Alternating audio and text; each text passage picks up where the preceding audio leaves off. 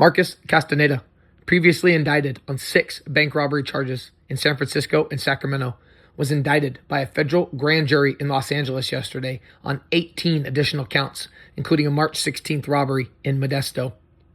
Overall, more than $50,000 in a series of 33 bank robberies throughout the state of California in a crime spree that began in October of 1975 was accounted for. Marcus Castaneda was not just your average criminal. His nickname was Tarzan, and he was one of the original members of the Nuestra Familia. Originally from Southern California in the neighborhood of Pomona, he would rep the 12th Street Sharkies, an actual Sureño street gang.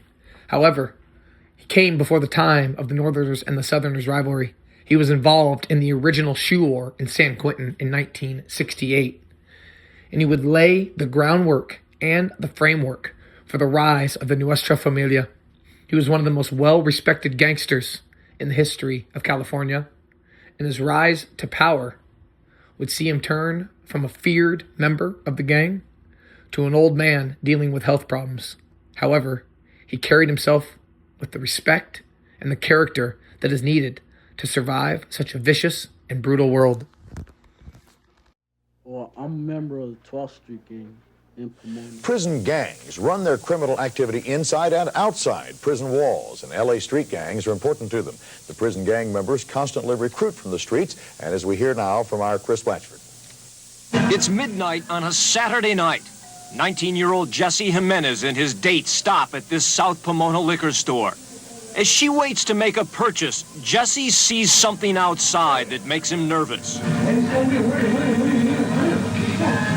2 carloads of 12th Street Sharkies gang members.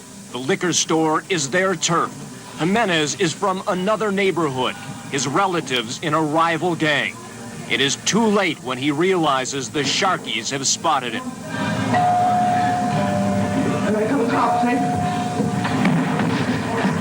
He is targeted for an at-random execution.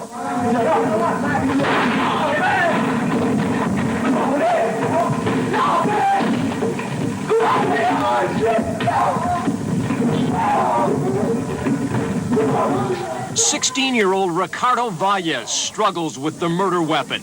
It has misfired once already. Off camera, he goes back again. This time, one shot goes into Jesse Jimenez's temple.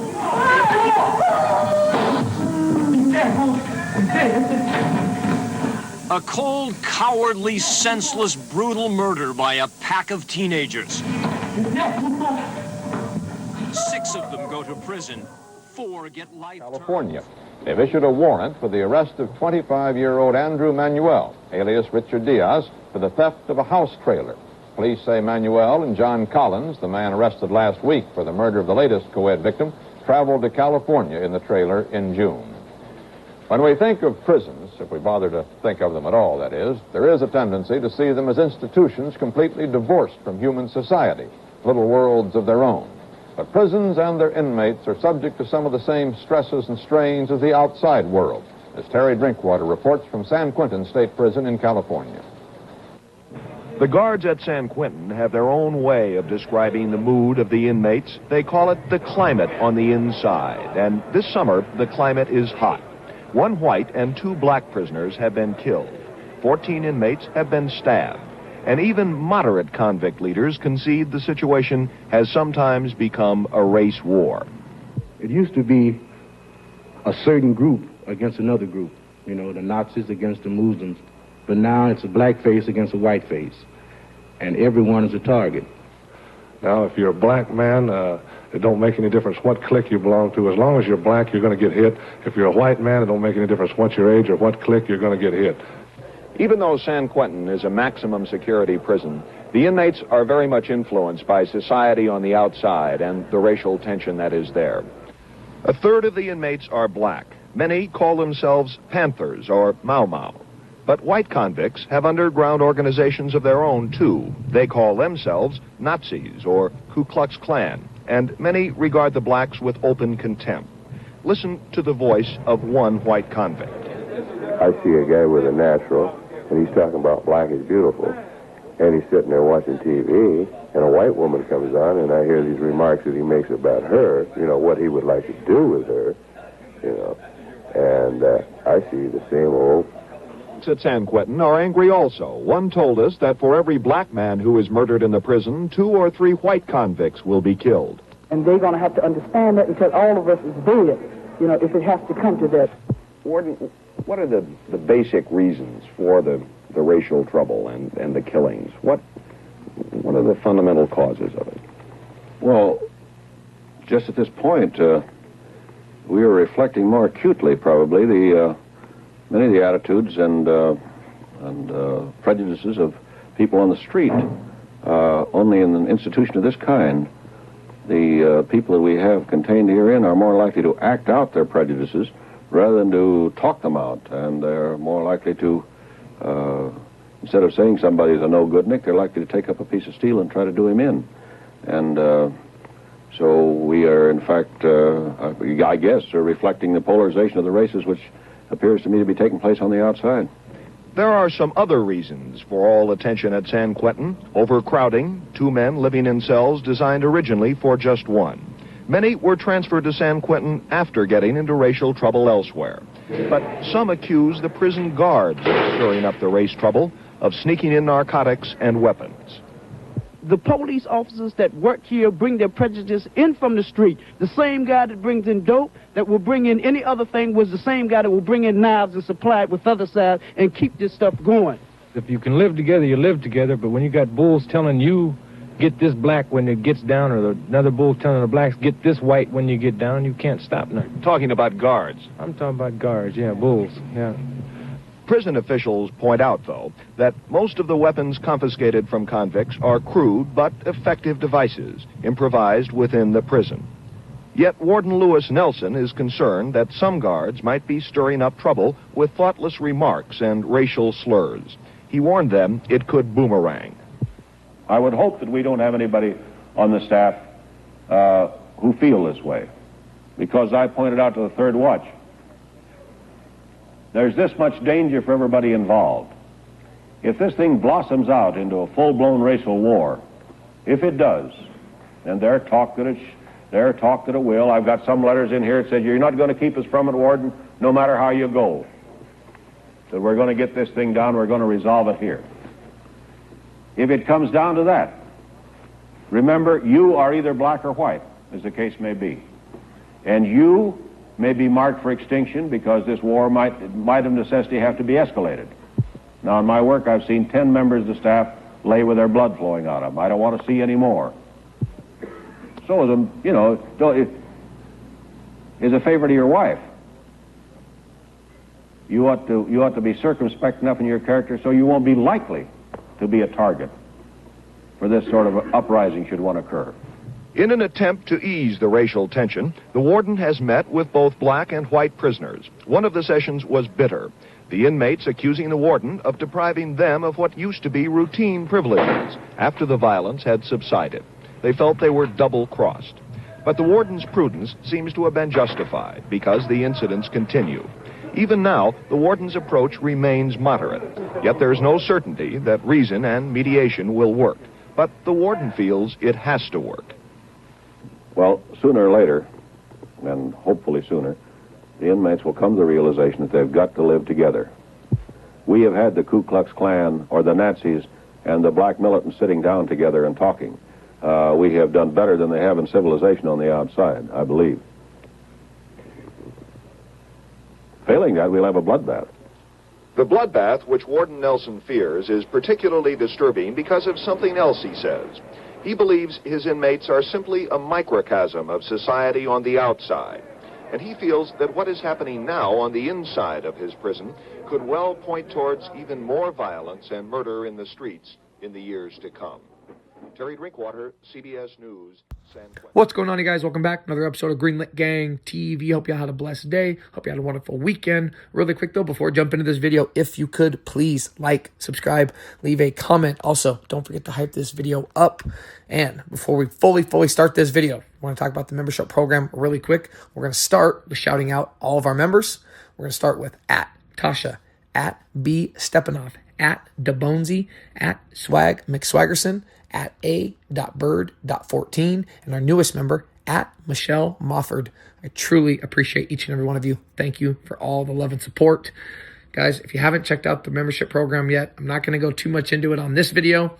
Go check it out, $3.99 a month. I encourage any and all of you to please join. This week, I will be dropping a members-only video. Now, for those of you that aren't members, that doesn't mean you're not going to get to view the video, but I'm going to have a time setting on it where the members are going to get to view it first, all right? I'm still working on how long that members only can view it until it drops basically for the public. We're going to look into that. Let's get into this video. All right, guys, let's jump right into it. So today, very excited to bring you guys this video. We're going to be talking about Marcus Tarzan Castaneda, originally from Pomona, California, repping the 12th Street Sharkies. Would eventually, though, become one of the founders, one of the leaders of the Nuestra Familia. He would go on to become one of the most well-respected gang members, I would say, in the history of California. On everything I read, everything I watched about him, I didn't hear a bad word about him. I didn't read a negative comment about him. But I want to clear this up now. In all the different comment sections, in all the different social media posts, all the different videos, it's going, how's a 12th Street Sharkie become one of the leaders of the Nuestra Familia? Okay. He goes way back. He was around before the beef, the Northerners and the Southerners. All right. Like I said in the intro clip, all right, or my voiceover, he was in San Quentin in 1968 when basically the war kicked off, the infamous shoe war. All right, we'll break that down a little bit in just a minute. But the original NF founders, the leaders, they were all from Southern California. Okay? So a lot of people don't know that. I didn't know that. All right? It caught me off guard too when I first read about it. I had to go back and triple, quadruple check because I'm like, wait, what? It just doesn't go. This is the first individual I've covered with this sort of a background, but it's because he goes so far back and how the NF came about and how it came up and, you know, how the Northerners made a way for themselves. But I just want to put that out there first so there's no confusion, because I know I'm going to get comments saying, man, what is this guy talking about? He's telling this dude it's a Pomona 12th Street Sharkie. He's talking about he's an NF, and I'm just going to get reading the comment, and I'm just going to sit there and, yeah. So anyway, just want to make sure I clear that up before we jump into it. So some quick facts about him, okay? Marcus Tarzan Castaneda from Pomona, California, was an original member of the NF before the era of really the big war rivalry between the North and the South. He would pass away in about 2023, just a couple years ago. And he had at one point been diagnosed. This is no joke, right? They don't talk about mental health when you hear or talk about these gangs. I don't think we've ever talked about it. We've talked about addiction, okay, which goes hand in hand with mental health. But he was a diagnosed schizophrenic, all right? Spent a lot of time in California mental hospitals. And what's crazy about him, though, was he was a prolific bank robber. We're talking dozens of banks in the 70s, the 80s, and it goes even into the 90s, okay, when he's in and out of prison, all right? Even stabbed a defense attorney in the Los Angeles courtroom. There's a lot of crazy stories like that. And you couple that with the way he carried himself. They said he was a pretty chill guy, but could get down with the business when he needed to. But he was a really, really well-liked individual. I'm telling you, everything I read, everything I watched about him, it was nothing but respect for Tarzan. Okay? Part of the infamous 1968 shoe war inside San Quentin. So I'm going to read just a quick little breakdown from that. Nuestra Familia had laid its groundwork in Soledad State Prison, but was formerly born in San Quentin.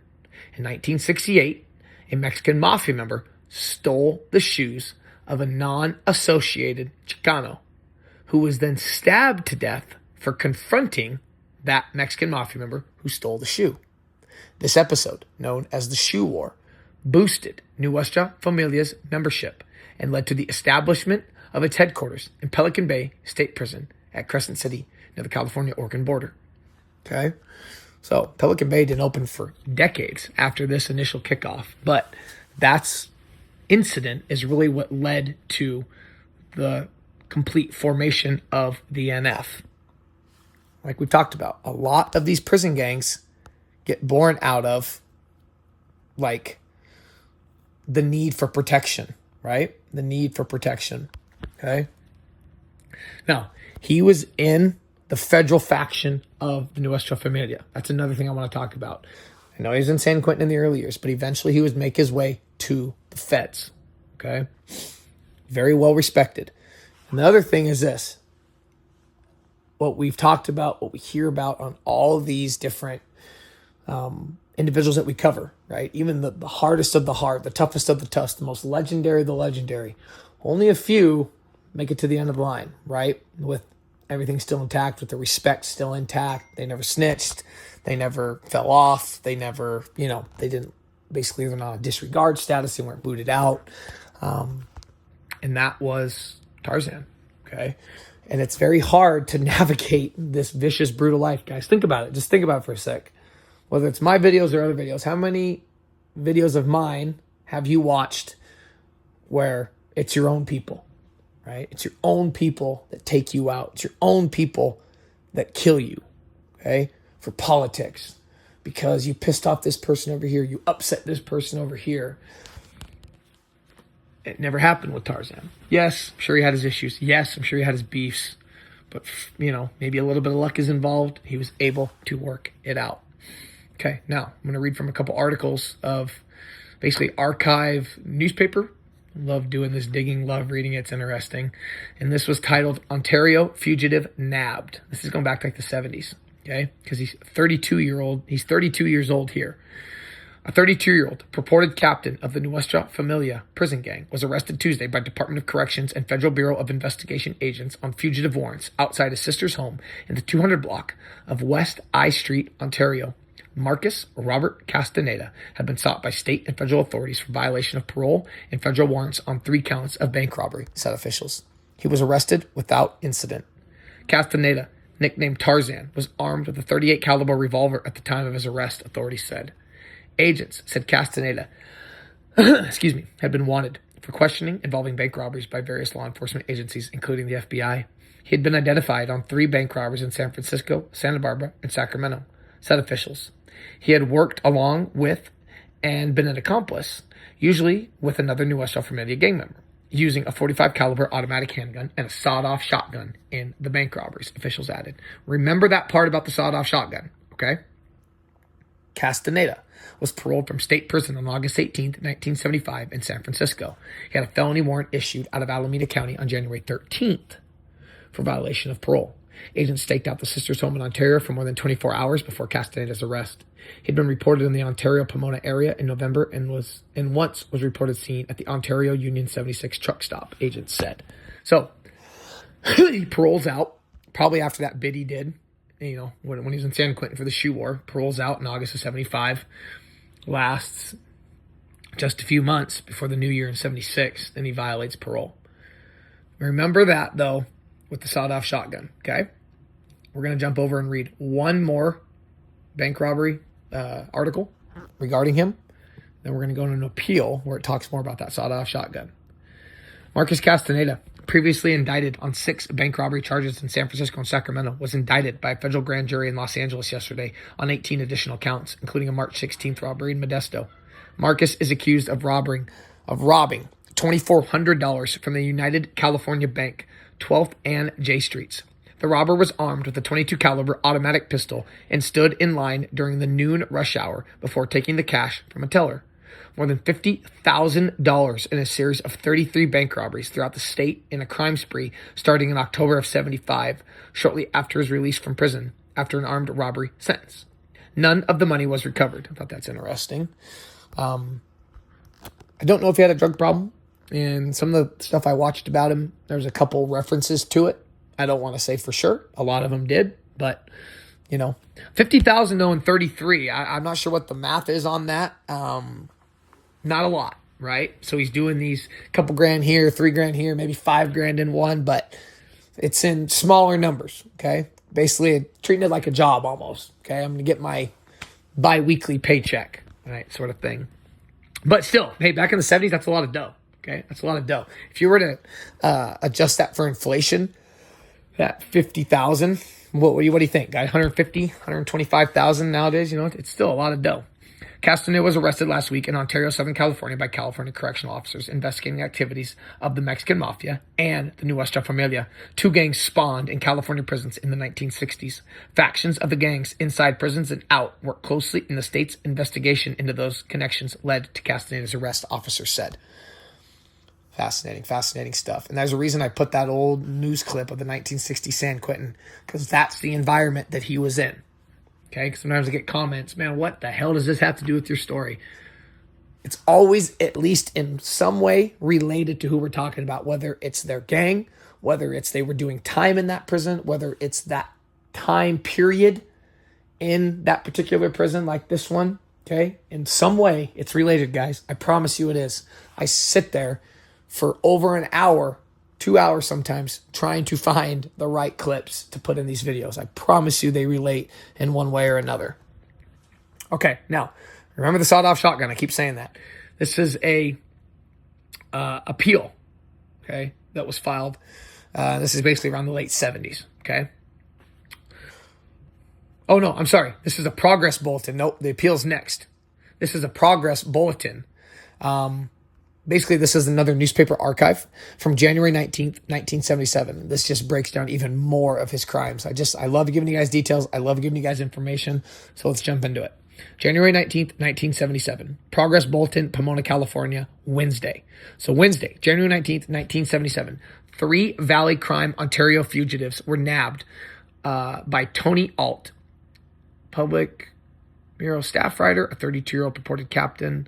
Tony Alt, PB staff writer. Oh, okay. Sorry, they're mixing up the guy's name here in the newspaper who's writing this article. But anyway, January 19th, 1977, 3 Valley Crime Ontario fugitives were nabbed. Okay. A 32-year-old purported captain of the Nuestra Familia prison gang was arrested Tuesday by Department of Corrections and Federal Bureau of Investigation agents on fugitive warrants outside his sister's home in the 200 block of West I, Ontario. Marcus Robert Castaneda have been sought by state and federal authorities. All right. Castaneda, nicknamed Tarzan, was armed with a revolver at the time of his arrest. Agents said Castaneda had been wanted for questioning involving bank robberies by various law enforcement agencies, including the FBI. He had been identified on 3 bank robberies in San Francisco, Santa Barbara, and Sacramento. He had worked along with an accomplice, like we said in the other article, an NF member, using a caliber automatic handgun and a sawed-off shotgun. And here's just more details about those takeover robberies. On August 18th, 1975, in San Francisco, he had a felony warrant issued out of Alameda County on January 13th for violation of parole. Agents staked out the sister's home in Ontario for more than 24 hours before Castaneda's arrest. He had been reported seen at the Union 76 truck stop. And check this out. A young man who telephoned an order for pizza robbed the place a half an hour later when he arrived to pick it up, Pomona police reported. The holdup was at the Pizza Hut off of 320 East Foothill Boulevard. Police were told that the man, described as white and in his mid-20s, was in the restaurant late Monday night. He told employees he would call in his order late and arrived just before midnight to get it, but he produced a weapon, described as either a homemade gun or a shotgun, demanded cash. In his excitement, one of the employees dropped the robber's pizza. After getting the cash, the gunman warned the 2 employees to remain in the kitchen and fled. He was 6'1", weighed approximately 170 pounds, and had shoulder-length brown hair, a deep voice, and a long, pointed nose. He wore a white sweater and dark trousers and ordered the pizza under the name of Cash Wanted, not Pizza Victim. Under the name of Cash Wanted, not Pizza Victim. Under the name of Cash Wanted. Pizza Victim captures robber. Sorry, guys, these articles, the way they write these are all messed up. So he used an assumed name. Pizza Victim captures robber in an Upland store. Owner fired 5 shots at a fleeing robbery suspect Tuesday morning before capturing him with the aid of a motorist at 7th and 1st Street and Grove Avenue in Upland. Police said Stephen Patrick McGowan, 20. It bled into another one. I apologize, guys. That was a little butchered right there, the reading. But anyway, as you can tell, he's tied into these robberies. He's tied into the Pizza Hut one as well. I apologize, guys. That was a little convoluted. Okay. So, here's the appeal about the sawed-off shotgun. Now, this is a person that was involved with him in crimes. Okay? It was his appeal, but Castaneda's mentioned heavily in it. Okay? And basically, I'm just going to read from the whole appeal. Petitioner is currently serving a 5-year to life sentence imposed on him by the Superior Court of Orange County for violation of Penal Code Section 211, robbery. He was released on parole on December 23, 1971. On June 16, 1972, in the company of Edward Deitzer, also a parolee, Petitioner was arrested in Richmond, California for car theft. Following a search of the vehicle, Petitioner was then arrested for possession of a sawed-off shotgun. Okay? Talking about Castaneda here if you can't tell. On July 7th, 1972, a parole violation was charged against Petitioner. The change specified that Marcus Castaneda violated Condition 3 of the conditions of parole by having under his control a sawed-off shotgun. The same probably sawed-off shotgun that he was linked in those other robberies when they were investigating. The federal and state authorities were investigating. So there's kind of the link there, right? He likes to use a sawed-off shotgun. In support of the charge against Petitioner, the Parole and Community Service Division furnished the adult authority with the following evidentiary summary. Subject was stopped in North Richmond in a blue 1967 stolen Firebird driven by Edward Ditzer, who was on parole with Agent McCarthy. At the time of detention, Castaneda was seated in the front right seat of said vehicle. Remember, it's a stolen 67 Firebird. When a check was made on the vehicle in question, both suspects were arrested and charged with auto theft. A search was made of said vehicle and several shotgun shells were found beneath the front seat. Remember, Castaneda's weapon of choice seems to be a pistol of some sort, but he's always carrying that sawed-off. Shotgun shells were found beneath the front seat, driver's side, as well as underneath the rear seat. A sawed-off shotgun wrapped in a green shirt, fully loaded, was also found broken down and hidden within the springs of the rear seat, as well as several other shells. When Ditzer was questioned by Detective Duncan of the Richmond PD, and I will say this, whoever this Ditzer guy is, he stayed pretty solid. He stated that his companion, Castaneda, had nothing to do with the theft of the car, nothing to do with the stolen license plates, nothing to do with possession of the shotgun, or any of the pills found in the car. Okay, so there are drugs involved. Ditzer also stated he visited the Cortez used car lot and took a 67 Firebird for a test drive, and basically he kept going. Ditzer stated that at the time he took the shotgun from a gun shop in Hayward and that he paid $80 for it. Ditzer also stated that he was the person who saw the shotgun barrel down and that no one else was involved in the incident. He's a pretty solid guy, man. He's basically saying that Tarzan had nothing to do with anything. Concerning the stolen license plates, Ditzer stated that on the date that he took the Firebird, he went to Pinole Auto Wreckers and just got the plates from there. The Richmond Police Department was unable to find any evidence as to guilt on the part of Castaneda, and all the charges were dropped against him. So Ditzer, that's the kind of friend you want in life, is a guy like Ditzer. So Castaneda beat all of those charges because Ditzer just took everything. On July 14, 1972, Petitioner's parole was suspended by the adult authority and an order was issued for his return to prison for revocation proceedings.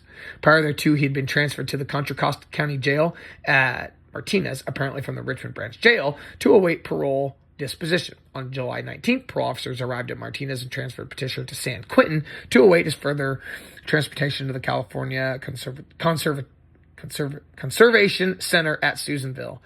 God, no AI here, guys. Sorry. Petitioner arrived at Susanville on August 10th, 1972. Again, guys, sorry. Some of this reading is a little tough for me. It's been a long week. I apologize. Not going to lie. I'm pretty tired. No excuse. I'm just being honest with you. Okay? Last appeal we're going to read from. Robert Castaneda was indicted on January... Well, I got one little piece of one, but this is the last big one. Robert Castaneda was indicted on January 26, 1977 for a series of bank robberies in the L.A. area. Ultimately, on April 15th, in courtroom 16, a district judge at Los Angeles found him not presently competent to stand trial. So he is a government guest at the Terminal Island Federal Correctional Center near Los Angeles. Remember him in the beginning? We talked about his schizophrenia. Talked about his mental health issues. Okay? So he had some serious mental health issues. To be found not competent to stand trial is no easy task. Okay?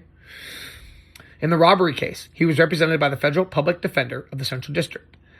On September 18th, 1977. This is crazy. Okay, remember, so he gets sent there. Okay? On April 15th, they ruled that, hey, he's not competent to stand trial in 1977. On September 18th, 1977, there is a stabbing at that same Federal Terminal Island Center where he's at, resulting in a death. Tarzan Castaneda was either the suspect or one of several suspects. Necessarily and immediately, both FBI and in-house investigators began at the center. Investigations. The investigations appear to have been intense, including interrogating many guards and prisoners. They attempted to interview Castaneda. The case fell into the lap of the district court, specifically courtroom's 10 judge, who received the first papers as then current criminal duty judge of the court. It started on September 20th with the filing of a petition for the appointment of a counsel under the Criminal Justice Act for Castaneda because, quote, he needed help during the investigation. It didn't give the outcome of that. As far as I know, he was never charged with a murder. But again, that right there is a snippet of his mental health issues and a little bit of his violent side. Okay. The last little appeal this is what I'm telling you about. Prolific bank robber, kind of a career criminal. This appeal was in 1994. Castaneda was convicted of 4 counts of armed bank robbery in 1994. So he's still doing his thing. The probation office's pre-sentence report determined that Castaneda was a career criminal under the then mandatory sentencing guidelines. All right. He got sentenced. The mandatory guidelines for a sentence were like 230 to 260. He ended up getting like 320 months. It was just, he got a long time. To give you an idea, 120 months is a decade, right? 10 years. So, 240 is 20. Give you an idea how much time he got. Now to wrap this up. Later on in life, he ends up getting diagnosed with blood cancer, was in the feds, and watching some of this and watching, there's a Hood Blocks channel. Go check them out. Hood Blocks, great channel. They're interviewing a guy named Japs, okay? And he talks about how he was in a hospital wing at a federal prison, and he was actually celled up with Tarzan. And Tarzan had blood cancer, and Japs was having, obviously, medical issues, and they just got along. There was no fighting. There was just a kind of a similar bond of being kind of old-time gangsters in very, very dire health conditions. And again, to end this video correctly, Japs had nothing but good things to say about Tarzan. And I would kind of define him as like a gangster's gangster, right? The kind of guy, even if you weren't on his side, that you would look at and go, respect, right? Nothing but respect. Hope you guys enjoyed this video. Until next time. Peace.